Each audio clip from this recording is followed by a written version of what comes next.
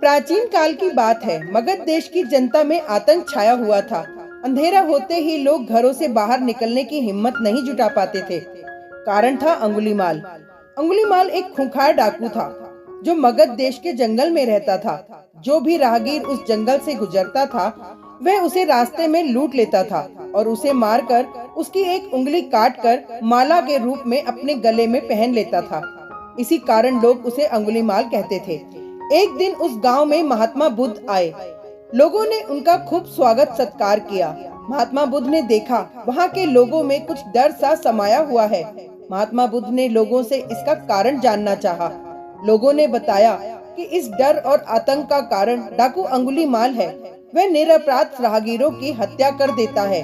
महात्मा बुद्ध ने मन में निश्चय किया कि उस डाकू से अवश्य मिलना चाहिए।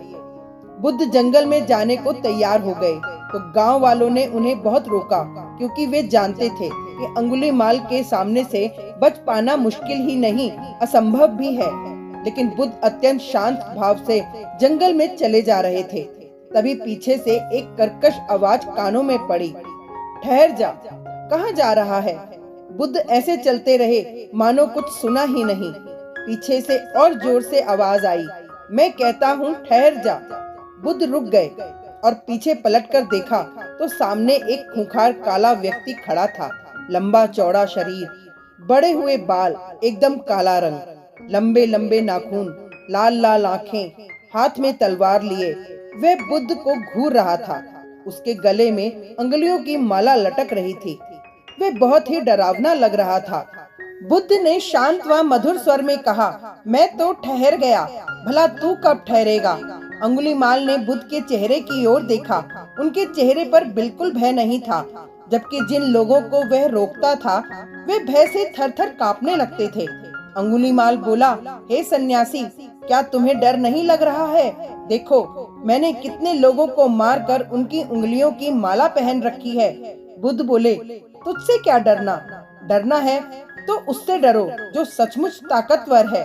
अंगुलीमाल जोर से हंसा। हे साधु, तुम समझते हो कि मैं ताकतवर नहीं हूँ?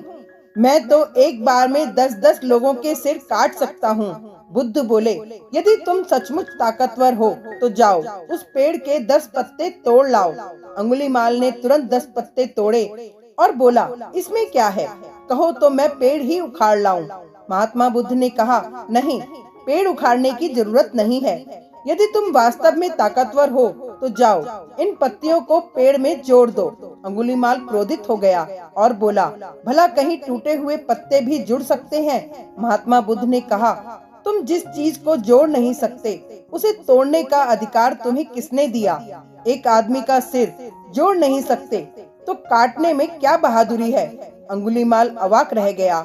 वह महात्मा बुद्ध की बातों को सुनता रहा। एक अनजानी शक्ति ने उसके हृदय को बदल दिया।